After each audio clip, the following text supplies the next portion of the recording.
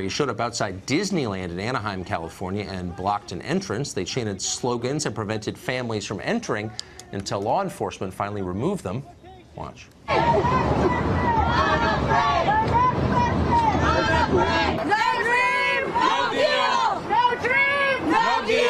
Can you tell me why you guys chose Disneyland?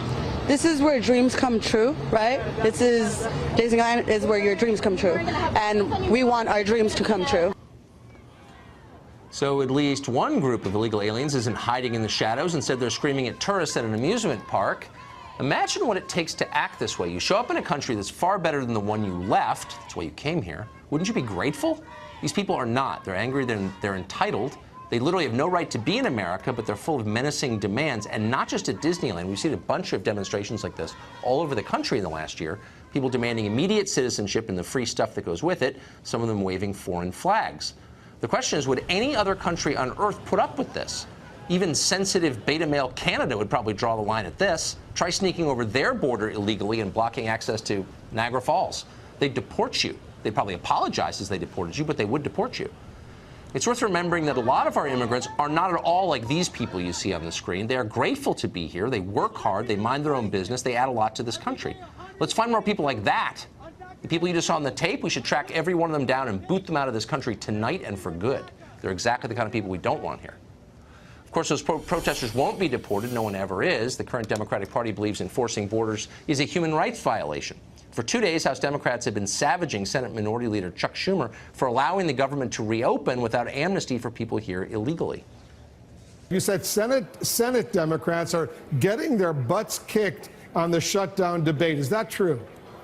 I'm not sure the exact words, but the sentiment that we did a poor job in messaging is correct. I'm disillusioned. I think they're caving.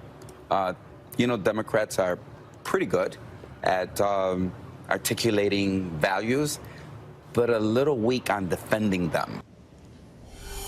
Kathy Sheehan is the mayor of Albany, New York, the capital of that state. It's also a sanctuary city, and she joins us tonight. Ms. Mayor, nice to see you. Good to see you. So I can't resist asking about the Disneyland video that we just showed. People here illegally blocking entry to Americans in an amusement park because they're demanding citizenship and free stuff. What country would put up with that other than ours? Well, listen, this is a country that values free speech and the right to protest, and these are young people who feel that they were given a promise and that DACA was a way for them.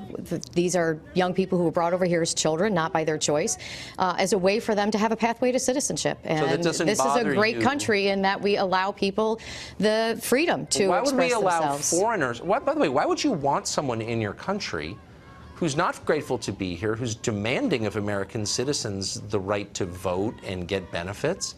Don't you want people who are grateful to be here and want to add? You know, every immigrant that I've ever met is grateful to be here. That doesn't mean that they're not going to stand up for their rights. And, you know, I joined thousands of people across this country in protests that happened on Saturday from people who were born and raised in this country and who've been here for generations. That is one of the hallmarks of our great society. But they're not Americans, these people. But they have a voice. They have a right to a voice. Just because you're not from here doesn't mean the Constitution doesn't apply to you. If you're here illegally, that's well settled law. No, it's not actually. If you broke our law to get here, you don't have the rights that an American citizen have. Where do those rights come from then? So, you know, when you are here, you have constitutionally protected rights. And I think that when we look to polarize this conversation by pointing these people who are here, brought here by their parents, without their choice, and demonizing them, we really turn the conversation to an us versus them. Whoa, slow down. They blocked the entrance to Disneyland, okay?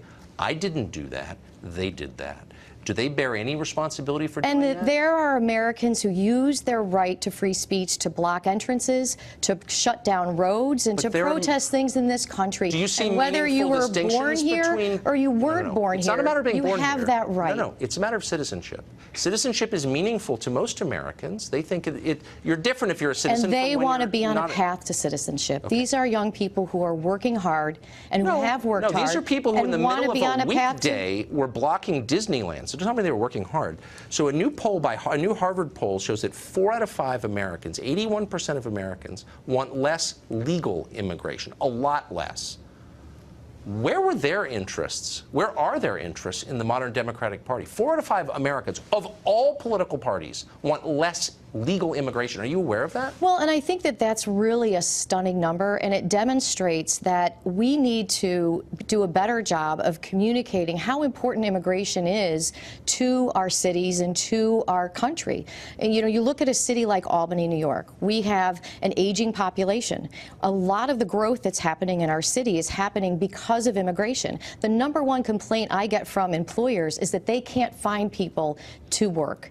And so we've got a real workforce development challenge in the city of Albany and in the capital region, and immigration is helping to fuel that workforce. I wonder, though, I mean, so for example, I was just looking at stats provided by the Albany School District, and I think you've said before that your city's about 40% foreign-born. No, it's about 11% foreign-born, but we have about 40 languages spoken 40 in languages, our schools. my mistake. But that's a pretty high number. So in 2017, of 8th graders in Albany schools, 0% qualified, 0%, according to your stats, qualified in math.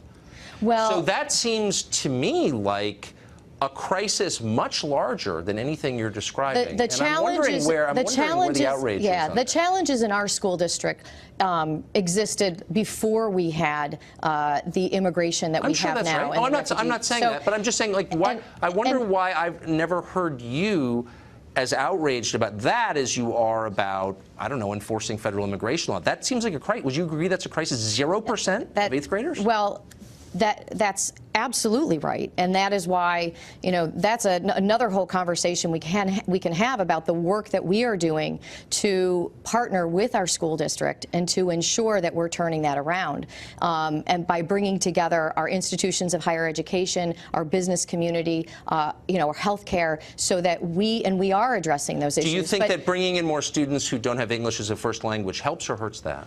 I think that when you look at what we are doing with our new language learners, that we are having interventions that are helping them to So it's a problem that you need to schools. solve. You just conceded it's a problem. You're trying to make the problem better. But it is a problem when you import people who don't speak English as a first language. Why would you add that burden to schools where 0% of 8th graders are proficient in math? 0%. Well, first of all, that number is a little misleading because of how the testing is done. But that's your number. But if you pass the Regent exam, you didn't have to take the test that you're talking about. But in any event, when you look at the challenges that exist in any school district, in any urban school district, it's incumbent upon the school district and the stakeholders in that community to ensure that we are doing what we can so that these children are successful. But does and we are seeing incredible success. It doesn't. I haven't seen those. I'm sure you're seeing some success. It's really simple. I'm not arguing against all immigrants. I'm not arguing against your schools. I'm just saying there's a crisis in your schools, obviously.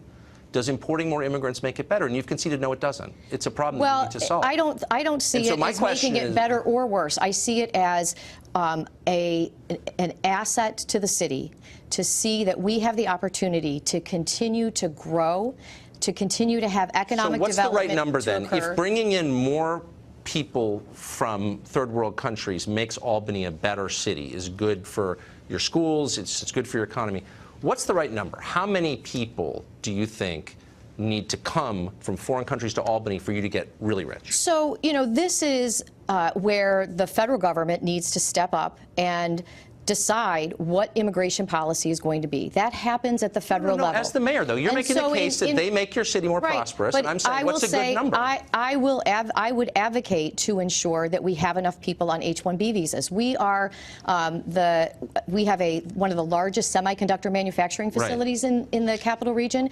GE's R&D center is there. I worked for a medical device manufacturer. We used H-1B visas to bring in. We're not actually talking about H-1B visas. It was a totally different category. category. Right, We're talking so- about poor people like the DACA recipients who are not H-1B people. They're people with lower than average educational attainment. And my simple question was, if more of poor people makes your city richer, what's the good number of poor people to bring in? Look, I'm not talking about statistics and numbers. I'm talking about the people who are there, and I'm talking about ensuring that we continue to be a welcoming community for everyone. Okay, well, that's a different goal. But I thought you were saying it made the city richer, and I just am skeptical. That's it. But well, I think it's helping us to, it's definitely helping us to grow and to fill a workforce need that exists. Well, thank you. Mayor, it's nice to see you. I appreciate it.